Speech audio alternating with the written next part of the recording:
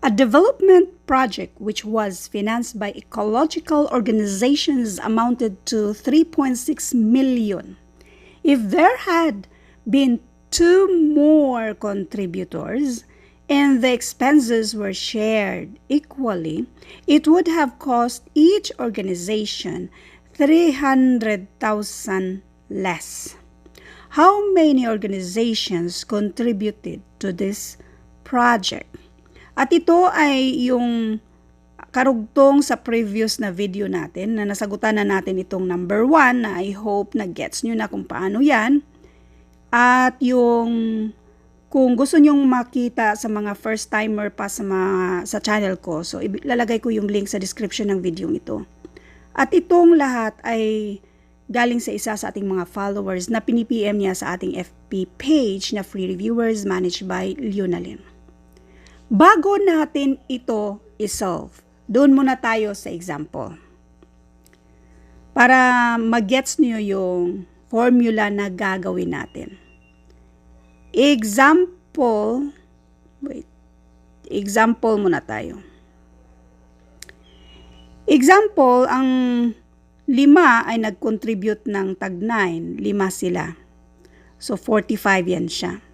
Now, ngayon, tag 5 pesos na sila nag-contribute kasi 9 na rin sila lahat. So, 45 pa rin. Ang ibig sabihin dito sa ating example, kapag itong 5 ay madagdagan ng 4, kapag itong 5 mga tao ay madagdagan ng 4 kasi magiging 9 na lang sila, tag 5 pesos na lang ang contribution nila instead na tag 9. So, bale, meron silang 4 peso less kung madagdagan sila ng 4 na mga tao. So, base dito sa example na ito, paano natin ito gawan paano ito isolve? So, ang total ay 45. 5 sila lahat. Yan ay dapat equal sa 45 na i-divide natin sa 5 na adan ng 4 pa, 4, tapos yung 4 peso less ay dapat i-plus natin yan para maging equal dito sa kabila. 45 divided by 5, this is equal to 9. So, itong 5 plus 4, this is equal to 9. Now, 45 divided by 9, this is 5. 5 plus 4 equals 9. So, equal na sila.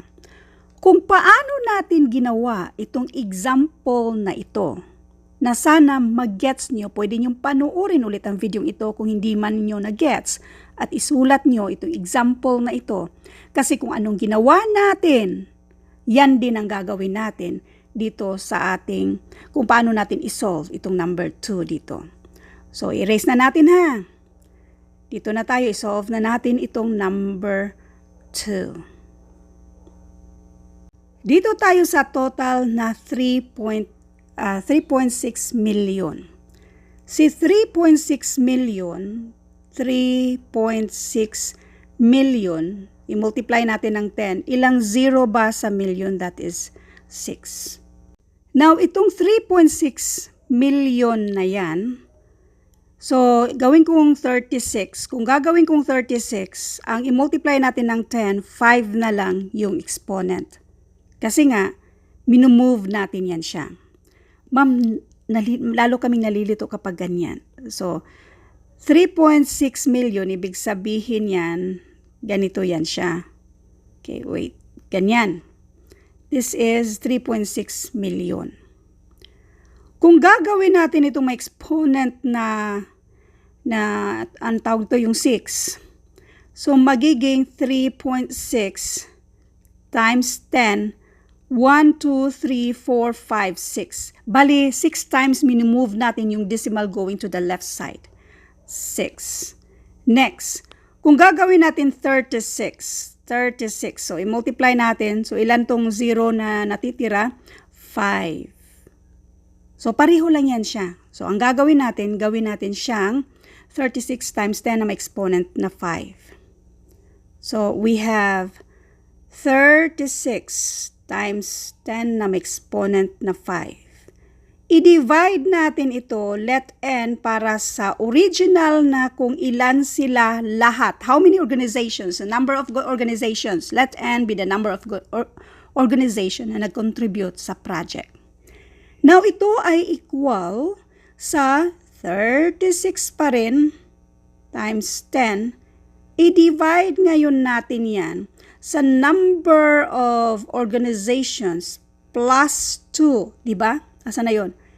If there had been 2 more contributors, so plus 2. Yung example natin, di ba, nag-plus 4 tayo. Now, yung example din natin, nag-plus 4 pesos tayo. So, mag-plus din tayo dito. Yung plus natin dito, ito yung 300,000. Now, si 300,000, gawin natin itong 3 times 10 na may exponent na 5. 1, 2, 3, 4, 5. 3 tapos times 10 na may exponent na 5. Pareho lang yan sa 300,000. So, gawin natin itong 3 times 10 na may exponent na 5. So, ito na yung formula kung saan masusolve na natin na kailangan natin isolve yung value ni n at yan na yung sagot. Now, i-less natin yung mga numbers na ito. Lahat ng ito, yung buong equation para ganun pa rin ba? Same pa rin siya. Yung buong equation, i-divide lang natin siya ng 10 na may exponent na 5. Kung i-divide natin yan, so bali wala na to. Wala na yan siya, wala na rin yan. So, ang matitira na lang ay itong 36 over n equals 36 over n plus 2 plus 3. Next, lahat ng ito, yung mga denominators natin na n times n and n plus 2, bali i-multiply natin yan siya. Ganun lang muna ang pag-multiply para mas madaling mag-cancel out tayo. Ito ay i-multiply natin dito sa 36 over n. Kung i-multiply natin yan siya, i-cancel mo lang yung n sa taas, n sa baba. So, there will be 36 n plus 2. So, kung i-multiply na natin yan, this is 36n plus 72. So, direkta na tayo dito. Iyan ang isulat natin dito. This is 36n plus 72 equal. Next, si 36 over n plus 2, i-multiply naman natin dito sa n plus 2. So, kung i-multiply natin yan siya, wait. Itong n plus 2, i-cancel out na yan. So, ito na lang matitira. So, there will be 36n. Next, ito naman ang i-multiply natin. So, bago yan, ito munang dalawa ang i-multiply natin. This will be, kasi ganito yan, n. Tapos, i-multiply pa sa n plus 2. Okay. Unahin muna natin ito. This will be n squared, then plus 2n. Now, ngayon, i-multiply natin yan sa 3, and this will give us 3n squared plus 6n. Ito ay ilagay natin dito. Ma'am, hindi na kami nakasunod, ma'am. Paano na ba yan? Ano na nangyari sa mga sinusolve mo, ma'am? Okay. Saan galing ito? Ito ay dito sa 36 over n na minomultiply natin dito sa n plus 2. Yan na yun. Next. Saan galing itong 36n? Dito yan sa 36 over n plus 2 na minumultiply natin sa n plus 2. Yan, kinakancel na. So, kaya yan na yung natitira. 36n. Next, dito kami nalilito, ma'am. So, yung 3 na yan ay minumultiply natin dito sa n plus 2. I-multiply mo lang yan lahat. So, unahin natin i-multiply ito. This is n squared. Next, n times 2. This is 2n. So, yan lahat ay i-multiply natin sa 3. This will give us 3n squared plus 6n. Kaya, yan na yan siya. So, ngayon, ipagsama natin yung mga like terms. 36n plus 6n. 36n plus 6n. This is 42n. Tapos, i-minus natin sa 36n. Pero anyway, direkta tayo dito. Parehong merong positive 36n, positive 36n. Kapag pareho sila, kung i-transfer natin sa kabila kasi pag minus na yung isa, in other words, i-cancel mo lang yung dalawa. Cancel na yung dalawa. So, ang matitira na lang natin ay itong si 72, 3n squared at si 6n. So, anong gagawin natin? Ito, equate natin to 0. So, magiging 0 ito. Kopyahin si 3n squared plus 6n. Tapos, itong positive 72, since positive siya dyan, kapag matransfer, pang minus na siya dito. Minus 72. Next, itong lahat ay ma-divide ng 3. So, andyan pa rin yung 0. I-divide natin ng 3. 3n squared divided by 3 and that is n squared na lang. 6n divided by 3 and this is 2n. Negative 72 divided by 3 and this is negative 24. Next, i-factor out bali natin yung nasa loob ng parenthesis. N squared, so lagyan natin ng dalawang n. Meron tayong minus sign, so plus and negative tayo, plus and minus tayo dyan. Ngayon, hanapan natin itong 24, yung mga factors ni 24 na in such a way na ang kanyang difference ay dapat 2. So, ano-ano ba ang mga factors ni 24? So, we have 24 and 1, 12 and 2. Ano ba mga factors nito? 8 and 3. We have 6 and 4. Saan dyan na yung difference ay 2? Ito yung mga factors which is yung difference nila ay 2. So, yan yung gamitin natin.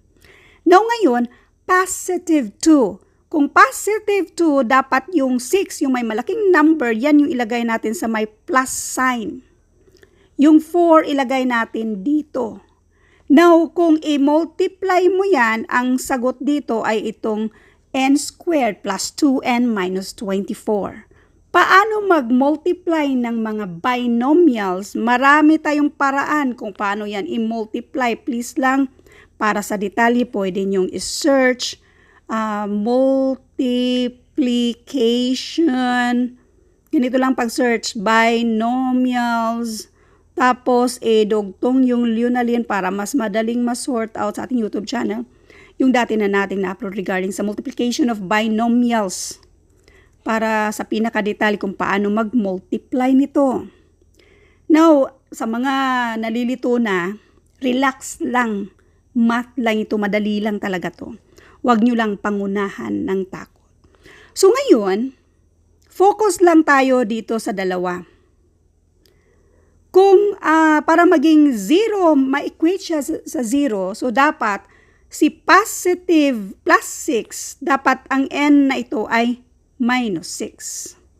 Yung isa naman, kapag minus 4, dapat ito ay positive 4. Now, dito naman sa tanong, hindi pwede yung negative. So, therefore, ito yung sagot. 4. 4. How many organizations contributed to the project? Ang sagot ay 4. Now, ngayon kung gusto nyong i-double check, yung value ni N dito ay, wait, erase muna natin to. So, yung value ni N dito ay 4. And then, ito ay 4. So, bali, kung 4 yan siya, wait, pang-erase muna natin to. Kasi nag-double checking tayo kung tama ba. So, magiging 4 plus 2, this is 6. So, magiging 6 na yan siya. 6. Para hindi tayo mahirapan sa mga numbers, pwede naman nating i-ignore yan lahat. So, ang matitira na lang ay ito. Pareho lang din naman yung sagot. 36 divided by 4, and this is 9. 36 divided by 6, and this is 6. Add natin sa 3. 9 equals 6 plus 3, and that is equal to 9. So, equal sila. Therefore, yung sagot nating 4 ay tama. Thank you for watching and all. I hope mayroon kayong natutunan sa videong ito. Thank you and God bless.